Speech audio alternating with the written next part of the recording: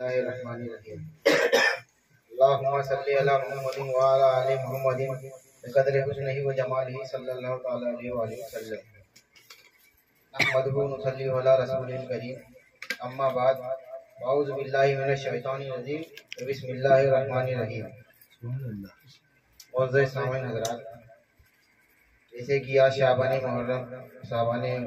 شعبان مہینے کی آج 3 تاریخ حضرت امام حسین کی ولادت سے منسوب ہے، اور یہ مہینہ ایسا فضیلتوں والا ہے جو اہل بیت سے جڑا ہے۔ ایک شعبان المعظم حضرت زینب سلام اللہ علیہ کی ولادت، اور اس مہینے کی ایک خاص بات یہ ہے کہ یہ اہل بیت کا مہینہ ہے۔ اس مہینے میں اگر ولادت ہے تو کسی کی شہادت نہیں ہے۔ ایک شعبان حضرت زینب کی ولادت، 3 شعبان حضرت امام حسین کی ولادت۔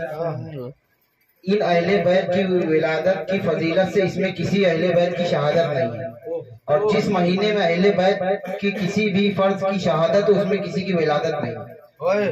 ایسا اللہ کی قدرت ہے کہ جس میں ولادت ہے اس میں شہادت نہیں، اور جس میں شہادت ہے اس میں ولادت نہیں۔ یہ بھی اللہ کی ایک کرم ہے کہ ولادت ہے تو پورا مہینہ ولادت ہی ہے، اور شہادت ہے تو شہادت ہی ہے۔ 3 شعبان وہ گھڑی ہے جب ہمارے آقا مولا امام حسین اس دار فانی میں تشریف لائے۔ 3 شعبان کو فجر کا وقت تھا۔ سرکار امام الانبیاء اور سرکار مولا کائنات مسجد نبوی سے فجر کی نماز پڑھ کے فارغ ہوئے تو سرکار نے مولا کائنات سے فرمایا کہ گھر چلیے ترنت۔ تو گھر گئے۔ یہ واقعہ سے 1 دن پہلے سرکار کی چچی جان حضرت ام الفضل، جو حضرت سرکار کے چچا جان حضرت عباس کے اہلیہ ہیں، سرکار کی چچی ہیں، یہ انہوں نے خواب دیکھا۔ کبھی کبھار ایسا ہوتا ہے کہ خواب برا ہوتا ہے اس کی تعبیر اچھی ہوتی ہے، اور کبھی کبھی ایسا بھی ہوتا ہے کہ خواب اچھا ہوتا ہے اس کی تعبیر بری ہوتی ہے۔ تو آپ نے خواب دیکھا تو روتی ہوئی سرکار کی بارگاہ میں حاضر ہوئی، کہیں سرکار آج میں نے ایسا خواب دیکھا ہے۔ حضرت ام الفضل فرماتی ہیں کہ آج ایسا خواب دیکھا ہے کہ روح کانپ گئی ہے اور ہمت نہیں ہو رہی کہ آپ سے بیاں کریں، بہت برا خواب دیکھا آج ہم نے۔ سرکار نے فرمایا عرض کرو کیا ہے، فرماؤ بتائیے کیا خواب دیکھا۔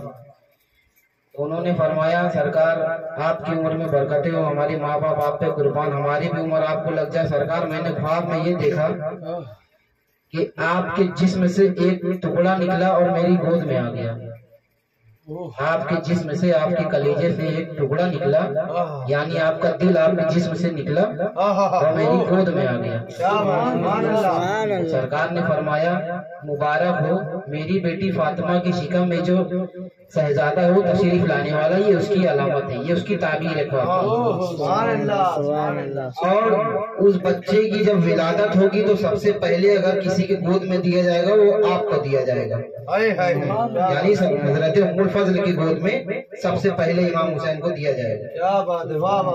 جب ولادت نزدیک آئی، مولا کائنات اور سرکار امام الانبیاء فجر کی نماز پڑھ کے فارغ ہوئے تو سرکار نے مولا کائنات کو لیا اور کہا جلدی چلو۔ جیسے ہی سیدہ فاطمہ کے گھر پہ سرکار پہنچے تو مولا کائنات کو باہری دروازے پہ ہی روک دیا، اور سرکار اندر گئے تو ولادت ہوئی، اور ولادت امام حسین کی ولادت اور حضرت یحییٰ علیہ السلام کی ولادت 6 ماہ میں ہوئی ہے۔ عموماً طور پہ لڑکے یا لڑکیاں 9 مہینے میں ہوتی ہیں، اور سائنس کے اعتبار سے ڈاکٹری لحاظ سے اگر بچہ 7 مہینے یا 8 مہینے میں ہوا تب تو اس کے چانسز ہے کہ جی جائے گا۔ اس سے پہلے ہوا 6 مہینے میں یا 7 مہینے میں تو 95% بہت ریئر چانس ہے، اللہ اس کی قدرت، اللہ سانیاز بے نیاز ہے، سائنس کے اکارڈنگ بچہ بچتا نہیں۔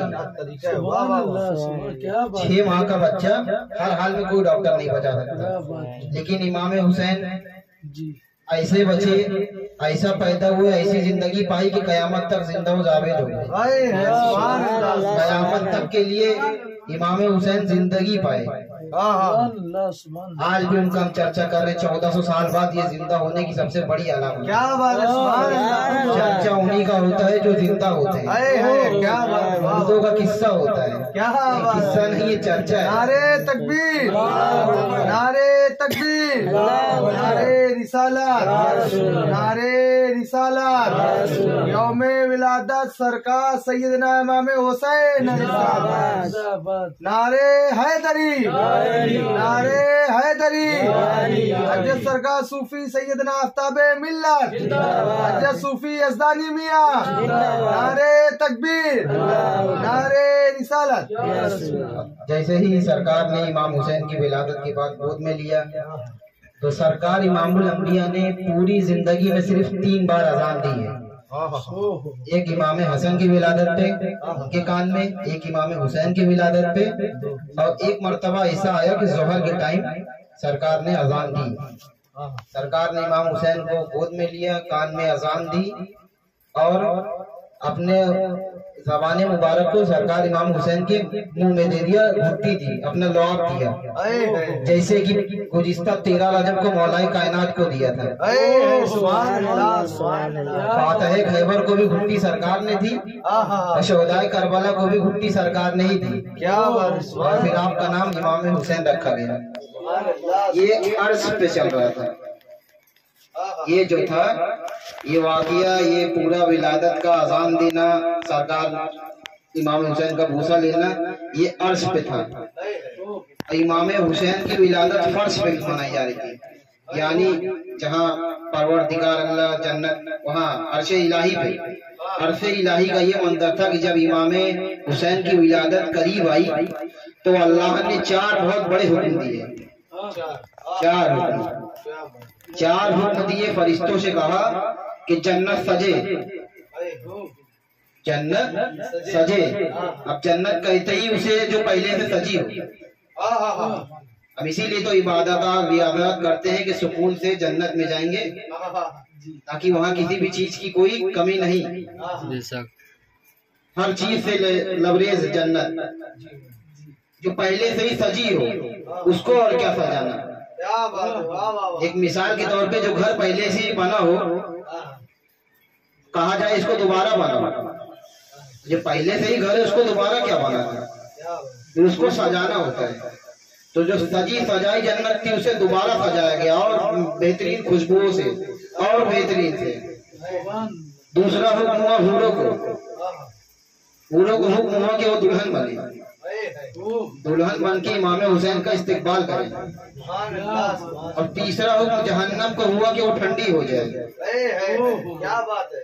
ठंडी इसलिए हो जाए कि रहमतुल्लिल आलमीन का नवासा आ रहा है, इसकी बरकत से आज जहन्नमियों पर भी रहमत है। सुभान अल्लाह, सुभान अल्लाह। जहन्नम की भी आग को ठंडी कर दिया गया 3 शाबान मुअज़्ज़म को। सुभान अल्लाह। उसके बाद चौथा हुक्म जो सबसे अजीब हुक्म है, सबसे बेगाना हुक्म, तमाम फरिश्तों को, तमाम मखलूक 18,000 आलम को हुक्म हुआ कि दर फातिमा पे जाओ, इमाम हुसैन की जियारत करो और सरकार को मुबारकबाद दो। तो 18,000 आलम के तमाम फरिश्ते, जिन्नात, हैवान, नबातात, जितने भी मखलूक हैं अल्लाह की, सब लश्कर में लश्कर ताता लगते हुए मौलाए कायनात के घर पे। उनमें से 3 फरिश्ते जो 3 मुख्तलिफ जगहों पे कयाम थे, सरसाहिल, दरदाहिल और फितरूस।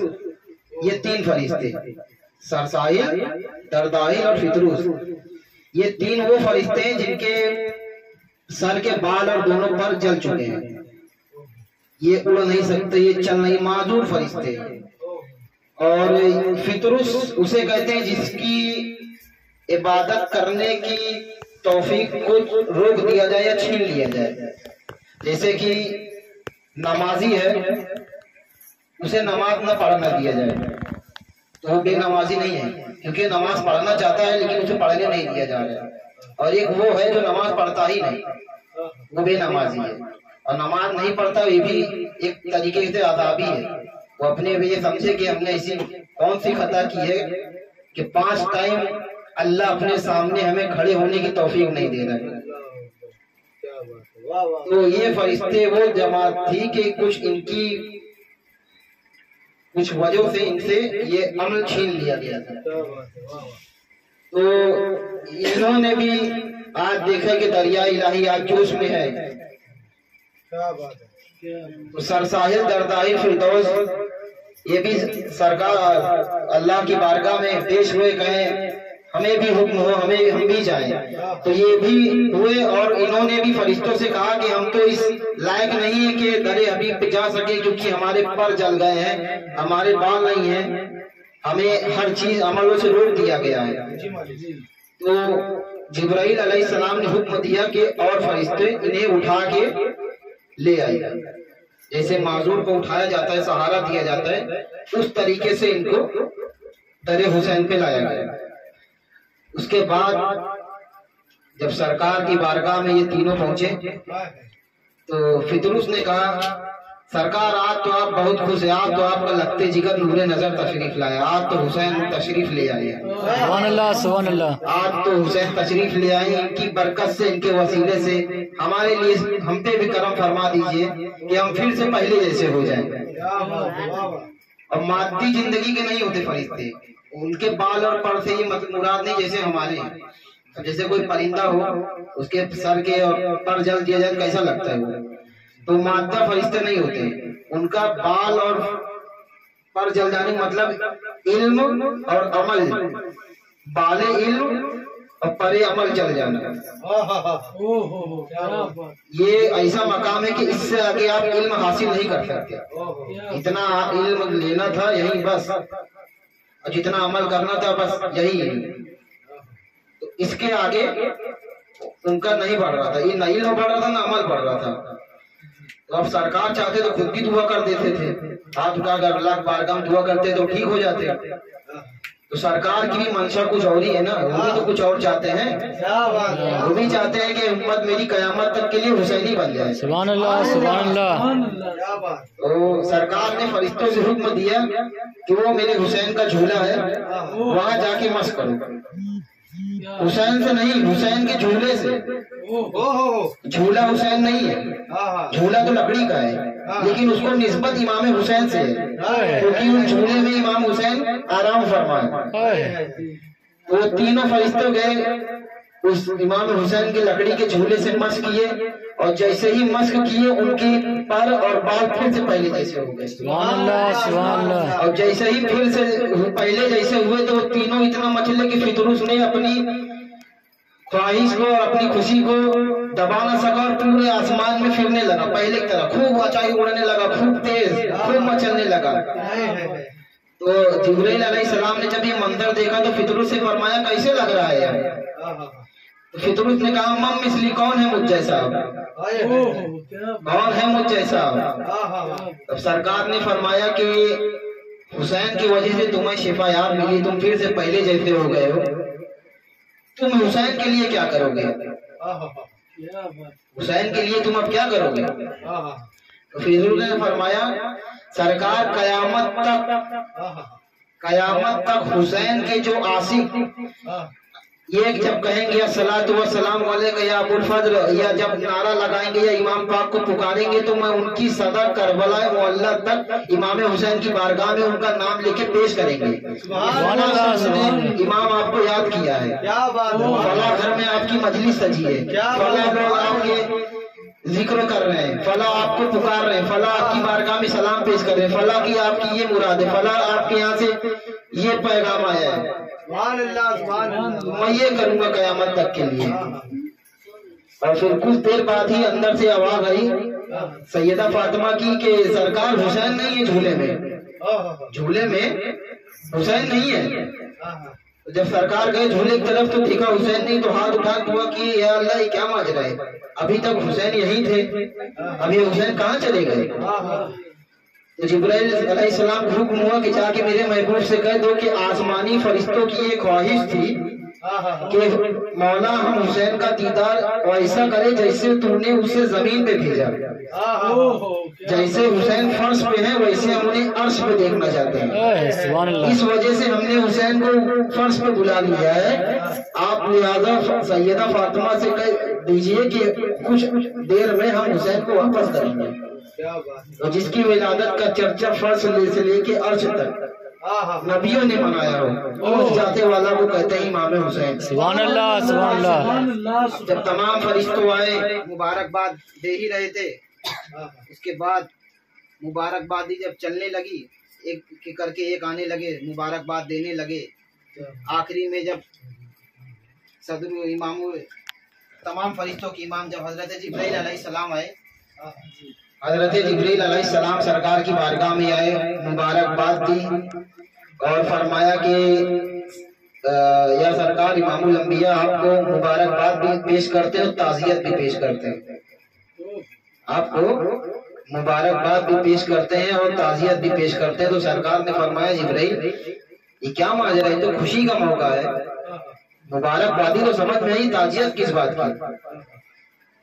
تو جبرائیل علیہ السلام نے ڈرتے ہوئے اور کانپتے ہوئے لہجوں میں کہا کہ سرکار جس حسین کو آپ گود میں لیے ہیں، جس حسین کا آپ گلا چوم رہے ہیں، جس حسین کا آپ ماتھا چوم رہے ہیں، آنے والے ٹائم میں آپ کی امت آپ کی اس لگتے جگر حسین کو کربلا کی وادیوں میں آپ کے پورے خانوادے کے ساتھ شہید کر دے گی۔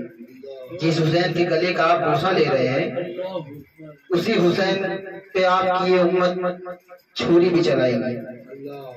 جس حسین کے کلیجے کو آپ چوم رہے ہیں، اس پہ ان کے کلیجے پہ بیٹھ کے ان کے سر آپ کی امت کاٹے گی۔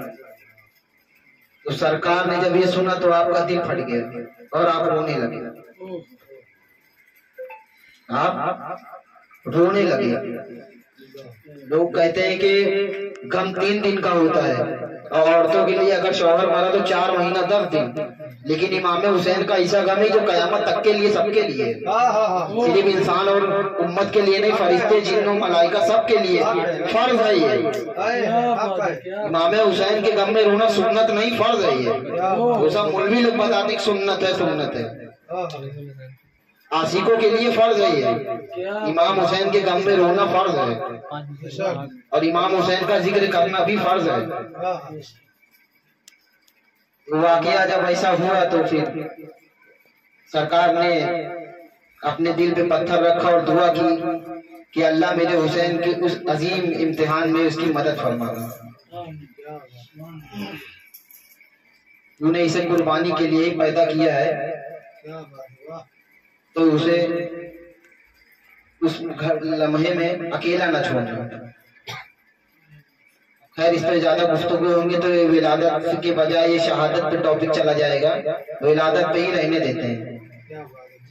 پورا مکہ پورا مدینہ مولا علی کو ولادت کی مبارکباد دینے لگے۔ مولا کائنات نے امام حسین کو اٹھایا، بوسہ لیا، مبارکباد دی، اور ولادت کی اس موقع پہ گھڑی میں سیدہ فاطمہ کے گھر سے لے کے عرش الہی تک نور و رحمت کی ایسی بارش ہو رہی تھی جیسے لوگوں نے کبھی دیکھا ہی نہ ہو۔ سبحان اللہ سبحان اللہ۔